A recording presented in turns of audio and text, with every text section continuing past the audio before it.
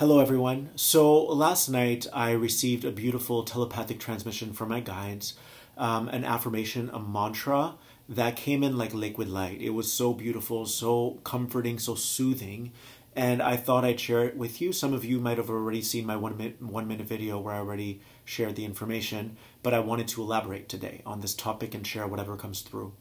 So the message was, I don't need to know what's next. I just need to appreciate what's now. I don't need to know what's coming next. So that's part two. I don't need to know what's coming next. I just need to acknowledge what's being felt right now. You know, so often we count our chickens before they hatch, or we put the cart before the horse, and we want to know what's going to be arriving. And that's really just the linear mind that wants an answer that can only be provided for by your multidimensional self, by your higher self, by your oversoul. And whenever we look, we still see things as linear, like you have the linear time format where you see things as a past and a present and a future. We are still using that whole what's coming next as a form of escapism, as a way to avoid the lesson that is here right now. And a lot of the spiritual path is about integration. It's about recognizing that the future is a frequency. The future is a frequency. And this frequency can be interfaced with and integrated in this now moment. It's just a matter of sitting with yourself and acknowledging what you're feeling or what you're desiring, because Lord knows I want things too. There are things that haven't materialized yet in my physical reality, but I definitely want to experience them.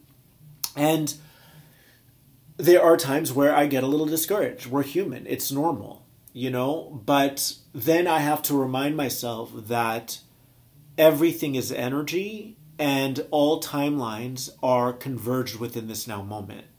It's interesting because someone commented under my video yesterday and said, well, how can being in the now, how can you be in three places at once and be present in the now? Which I thought was a really good question. So I have a feeling I'm going to go all over this place in this video, which is fine. But this person said, well, you can't really practice mindfulness and being present if you're in three places at once. And then it dawned on me that, yes, we can. It means that you're going quantum. So whenever you're not quantum and you're still operating within a linear time format, then we have to kind of train ourselves or unlearn everything we've ever learned around anxiety, stress, worry, and recognize that this is just our light body activating, you know? It's just us receiving a transformation. It's us receiving higher dimensional cosmic information that your body or your ego might be fighting, or that your body may not be able to file. It doesn't understand where it's coming from and where to file it. And so in the beginning stages of our awakening, and I went through this myself before I went multidimensional. I mean, I believe we're all multidimensional, but if we're holding a lot of density within our energy body, within our body, our physiological structure as well, then we don't always know that we're receiving information from other timelines or other aspects or group soul aspects. Like, we don't always know that, because we're still harboring resentment or anger or frustration. And rather than being in the observer space and, you know, take note of what's coming in, we go to the worst case scenario, or we get highly irritable or aggravated with our lives. And then we start to, you know, throw tantrums. So we've always been multidimensional. But when we first awaken in the preliminary stages, we have to go through a purification process where we start to uninstall the programming, uninstall any limiting belief, uninstall any perception that we've had that was still rooted in separation or judgment. So we go through a clearing phase where we have to get rid of all of that density within our body, so that we can become lighter again. And by lighter, I mean you become light, but you also become less heavy. So in the beginning stages, you have to learn how to be in the now. Truly. Like, when I first awakened, I was driving an 85-year-old man, and at first I was so impatient because I just wanted to get home. You know, I was scraping by and making a very minimal amount of money back then, but I had to learn, even though I had already awakened, you awaken, but then you have to reverse all the negative polarities, if you will. You have to go through that process of undoing all of your programming and deleting those programs. So at first I was very impatient, but I had the awareness that I needed to be present, because what was happening is all these different timelines were pulling me in and out, pulling me in and out. They're like vacuums, or they're like black vortices or vortices. I don't know how they say it, but they're like black holes that can absorb you in, and then you don't practice mindfulness in this now moment. So in the beginning, you have to be very present with your path so that you can promote a clearing within your body. And you have to purge all these old energies, all these old beliefs, and all these old things that you identified as and with. So in the beginning, it's a purification process. So it's really important to learn how to live in the now. Now, once you reconnect to your divinity, once you really see the illusion for what it is, meaning that the control structures, the systems of domination, of manipulation, of mind, all of that stuff, once you're able to see through what you once believed, and you don't buy into the fact that, you know, you don't buy into these ideas that you're broken anymore, or that you need healing, or you don't buy into lies, you don't buy into deception. Meaning that, yes, we can be on a healing process. Yes, we can be in the midst of erasing programs within ourselves, but you quickly start to distinguish between people who have a good interest at heart, and they know you, they understand you, like they know if you trust your journey and if you don't want to be given advice to. And then there are the people who will displace their issues onto you, and when they speak, it feels very limiting. That's what I'm talking about. It's all that third dimensional, lower planetary grid system stuff that tries to encase you in an illusion, that tries to encase you in this idea that you're broken when really you're divine and you're beautiful and you're whole. So in the beginning process, we have to learn how to be in the now, really, like being grateful, learning how to be of service to others again. Like when I was driving this man, I had to learn how to be of service to him, how to make it about him, how to listen again. And I could feel the healing taking place in real time. I could feel a higher timeline merging into my now as I was with him, because I was applying everything that I knew I needed to do, but I didn't always understand why I needed to do it. I just knew, like, okay, we need to start operating within integrity, within honesty, within service to others, within gratitude, within appreciation, all of that. But you don't always reap the benefit or reap the reward until you've truly gutted out that stuff. You know, at first you just get that higher guidance of, okay, be kind to this person. Okay, extend gratitude. Okay, this. And you understand why you're doing it in a way, because you can feel the inner transformation taking place, but you don't really see why you had to do it until you make it over that hump, if you will. Until you clear those programs. Then you go, oh, wow. Like, I could have nipped that in one day if I knew what I know now. You know, like, anyways, you guys get what I'm talking about. So I went on a left tangent, but I wanted to just conclude this sidebar by saying that in the beginning, we learn how to be in the now. And then once you expand your mind by being grateful, once you expand your mind by being appreciative of all experiences, and you can see through the illusion and the deception, and you now know who you are, then you can start to go quantum, because you're no longer governed by a construct of time anymore. So yes, you can bilocate. Yes, you can trilocate. Yes, you can be driving and having a conversation with galactic beings at the same time. And if anything, you become hyper aware of every detail within this present moment. So you're even more mindful than you were when you were in the now a few years ago, or back then when you first awakened. So at first we have to learn how to be in the now, and then once we eradicate any programming within us that isn't in line with the truth of who we are, then we're able to bounce around, because we're not looking for anything to save us anymore. We're not looking for a future to save us or rescue us anymore. So we love being here right now. And because we love being here right now, then we're able to hop around in different dimensions and intermingle with them and interface with future selves, with past selves, even though that doesn't even exist anymore. But you can start to interface with these different frequencies so as to integrate them. So I love the affirmation. I don't need to know what's next. I just need to appreciate what's now, because it's a great way to remind yourself that the future is a frequency, and the future can always be interacted with right now. You know, this is just coming to me now. The reason why things can sometimes take so long to bring into fruition is because when we hold density within our body and we're not meditating like diligently and we're not doing that shadow work, well, the universe is going to send you all these different tests, or you can call them all these different scenarios, to assist you in clearing that density. So that's it takes a lot longer in a way than sitting with yourself and acknowledging what you're feeling and not running from anything anymore.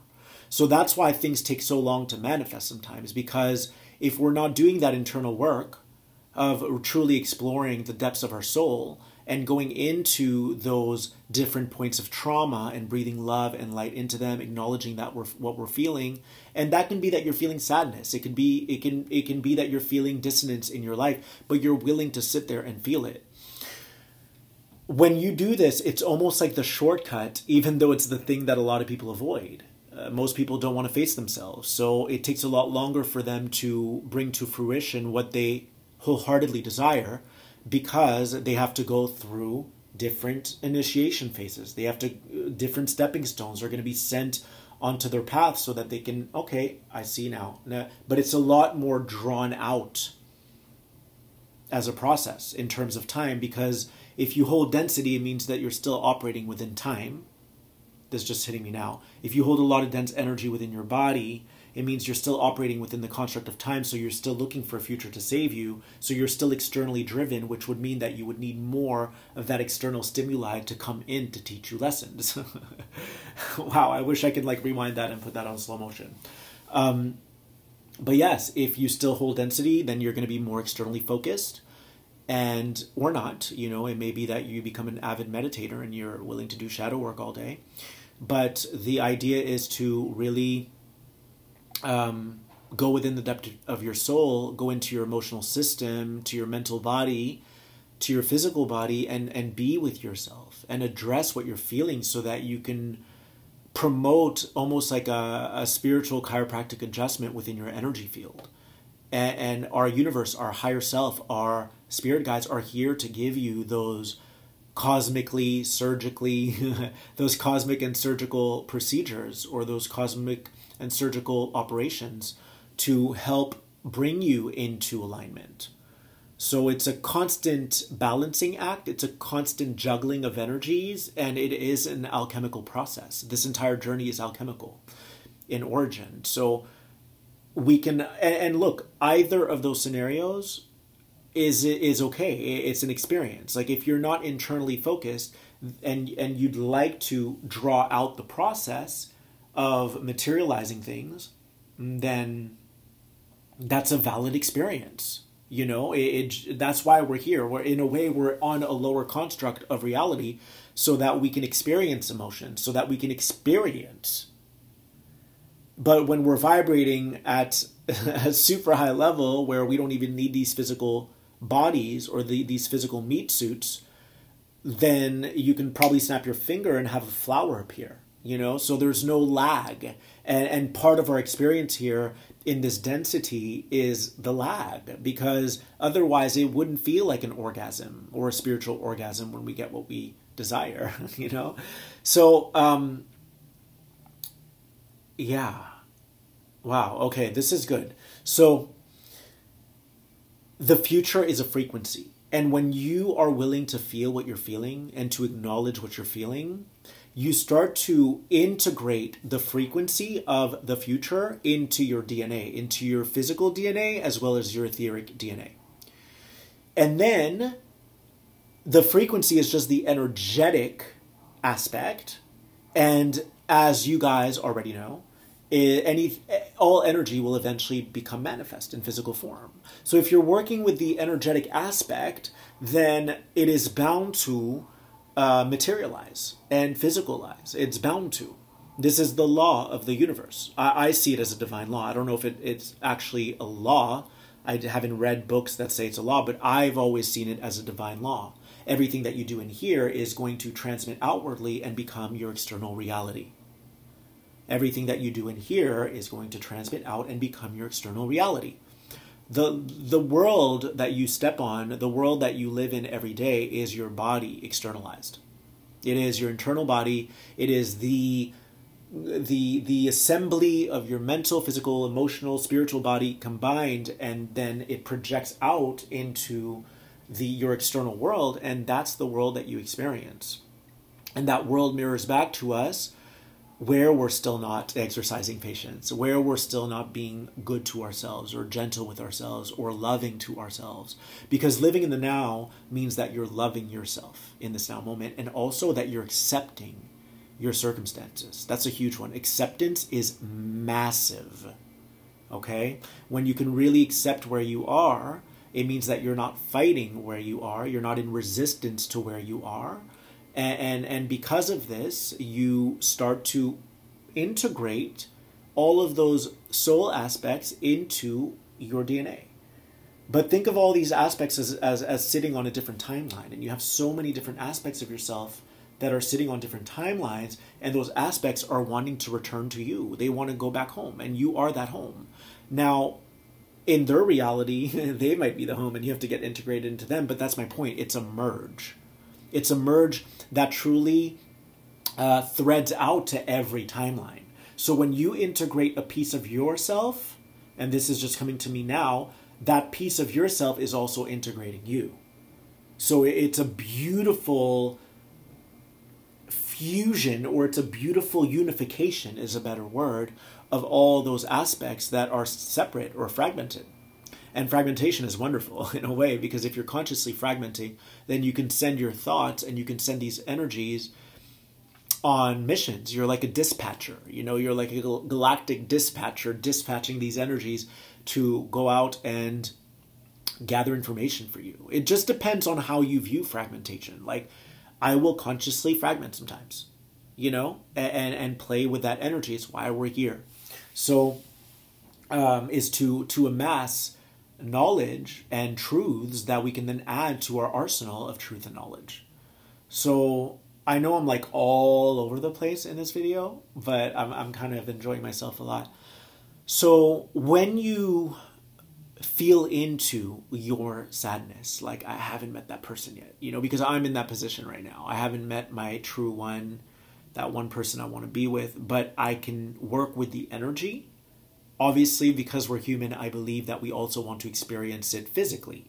That's part of it. If I just lived with the energy my entire life and integrated it, I still think I'd be, it would leave me insatiable. I really do. I think I still wouldn't be fully satisfied, because I want to know that what I integrate in here is going to take its place in my physical reality in due time, whenever the universe deems it appropriate, whenever the universe deems it divine. There's a divine cosmic order to all things. So the key is to not get caught in the illusion of the external world. Because whenever you say, well, I want to know what's going to happen in 3 months from now, it means that there's something within you, a void, if you will, or a vacancy within your inner motel or your inner hotel that you're trying to occupy with something outside of you, which is understandable. We're human. But you will probably get there sooner if you realize that it's here right now. And it's been waiting for you to grab hold of it and swallow it, and integrate it. You know? So I like to think of myself as Pac-Man in that regard. Like every aspect is like one of those balls, and I'm swallowing it, and then I'm bringing it in. And sorry, my screensaver, one thing. And then I hold it. And being multidimensional is about expanding your auric field so much so that you can be holding 1,000 realities at the same time. You know, that's what multidimensionality is being fully anchored in all that you are, in your physicality, on this beautiful earth grid, on the planetary body of Gaia, being fully anchored, and then whilst interacting with different realities. You know, I kind of see it as one of those heads-up display. It's funny because I went to the movies the other day and I saw that new movie from, who was it? The heads up. It was a new movie. Anyways, it doesn't really matter, but it was one of those action movies where they have like the heads-up display. And I asked Rex at the movies, I'm like, what is that called? Because I want to use it on a video, and here I am using it. So the heads-up display, and you can be fully present with your moment, but also super aware. Think of it as your super consciousness, your super conscious state of all these different timelines that are happening at the same time. You know, but the thing is, those timelines, if you perceive them as being outside of you, then they're going to act as a black hole or a black vortex that can manage to pull you in and out of your now. But when your mind is expansive and you become galactic in your beingness, then everything is inside. It's a heads-up display that you can access from within. And at the same time, you can acknowledge that you still want to experience it on the outside, meaning you want to experience that physical reality because it's part of what your soul desires. It's part of what you came here, and it probably was already predetermined within your divine blueprint or pre-planned before birth. So you can acknowledge that, but always work with the energy. Because as human beings, not human doings, it's important to learn how to be again. It's really important to learn how to be again. Super important.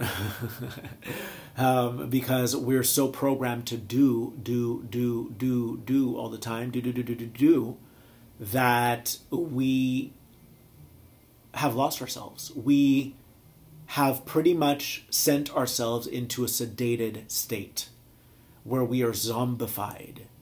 That's why at least 4 hours of my day, I will have my phone on Do Not Disturb. And that is my time to meditate, my time to go out for a coffee. If my phone is not on Do Not Disturb, I'm so hypersensitive that even if nothing comes in, I can tune into people messaging me. I can tune into all these different things. But the Do Not Disturb, or even better, airplane mode, most of the time I do Not Disturb, but when I go on a walking meditation, I do airplane mode because I still believe that there are intelligences out there that can tune into my meditation and grab information. I know that sounds crazy, I know, but for some reason my inner guidance is always telling me, please put your phone on airplane mode when you meditate. And there's been times where I put it on Do Not Disturb, and 2 minutes later I hear a voice in my head say, put it on airplane mode. I don't know what that means. I'm just putting it out there. But I've gotten a vision that maybe we're being monitored and surveilled, and that it's probably beneficial if you don't let people into your meditation or your sacred sanctuary in the midst of meditation. Now, a lot of forces can still do that without technology, but why not lessen the odds of that?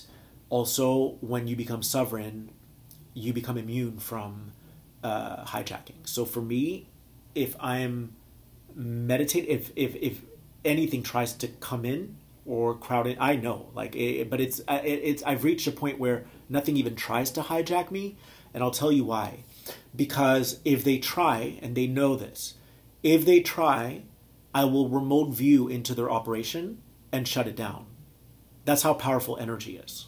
With your power of intention, coupled with your ability to move energy, you can truly astral travel yourself into these different operating rooms of AI or whatever and shut their operation down. And I've done it countless times, and they've attempted to breach a few times, and I will go find them and I shut their operation down. And I do that. It's kind of like when you look at a child who's misbehaving, and you're like, and you look at them with that full-on awareness that is not okay, and you're not judging them. You're saying that is not okay, and through your energy and neutrality, you're able to shut their operation down. And I do this. I've done this many times. Last time I did it, I think, was 2 months ago. But it's very rare that these other entities or intelligences will try to breach my system, because they know better. Because it isn't to their benefit. Because if someone like me, who's a indigo warrior, who can also remote view, is able to shut down their operation, then they don't like that. They'd rather like avoid me, because I'm like a cosmic enforcer. Forget the police here. I'm like a policeman in the cosmos. So anyways, back to what I was saying. Rainbow Bridge. Golden Bridge. Rainbow Bridge. When you feel that aspect of you that wants to reach into some future outcome, or that wants to reach into the knight in shining armor that's going to come and save you on the white horse, when you are reaching for something outside of you, you are not building the bridge. The idea is to build the bridge by really, really connecting into the heart and feeling everything that you're feeling. Really feel it. I'm feeling sadness. I'm feeling despondence. I'm feeling aggravation. I'm feeling angry. And then by doing so, you're turning lead into gold. You're transforming the energy to your highest good. And you start to build that rainbow bridge to the quote-unquote future, which is really not anything. It is, from the third dimensional viewpoint, I would say the future does exist. But I'm strictly talking about the higher dimensional viewpoint right now. From the higher dimensional viewpoint, taking all physical matters out of this equation, because we're not dealing with physical, we're dealing with energetics and magnetics. From the higher dimensional viewpoint, the future is a frequency that is accessible to you now, and that can be integrated now. And if the more that you feel into that, the more you're kind of creating a shortcut to experiencing that future in the 3D. But most people take a lot longer to manifest because they're not going inside. They're still running from whatever wound they had when they were young, or whatever trauma they were left with when they were young, or whatever judgment they still hold. And so it takes a lot longer for all of that to materialize. It takes a lot longer, you know? And I try to keep myself in check with that too, because there are times where I will find myself talking about something and I can feel my energy kind of dip, my vibration dips a little bit. I'm like, that's the trap right there. Let's not do that. Let's be strong. We've done this before, meaning that we did that dipping low in vibration before. Instead, let's feel it and not talk about it. Let's feel it. Let's process it. Let's digest it, and then promote an integration within the body. Wow, I don't know, you guys, how I'm doing these super long videos, but I hope you enjoy it, and I thank you. And I thank you for watching. Also, I haven't mentioned this on any of the videos, but apparently there's a bell under me right now, and if you click on that bell, you can hit subscribe. So if you can hit subscribe, I promise to bring you more and more videos. Obviously not to the point where you get tired of me, you know, but I don't want you to burn out. But one thing I can assure you is that you probably won't burn out, because I'm someone who is completely dedicated to this path, and I never want to get complacent. I want to always challenge myself and outdo myself, because that's what we're here to do, is to continually expand. And whenever we get too complacent, we get stagnant, and then we're depending on information that we already have to then pull, you know, in a session. I don't want to be that guy. I want to always show up spontaneously and share whatever wants to come through. That to me is the art form. That to me is my mysticism that gets to be articulated in real time. I love just showing up, and I do this for my webinars too. I just show up. I don't think about it. It's like, here I am, and let's see what comes through. And that's part of the excitement for me, because I don't know what's going to come through. Like, I didn't know that I'd say the future is a frequency, and I said that, you know, and I didn't know that I'd say that. But that's what's fun about this, is that you can break these things down as they come, and yeah, it's really fun. So I love you guys. I appreciate you subscribing. I appreciate you commenting. As you've noticed, I do heart your comments, and sending you infinite light and blessings as always. Bye.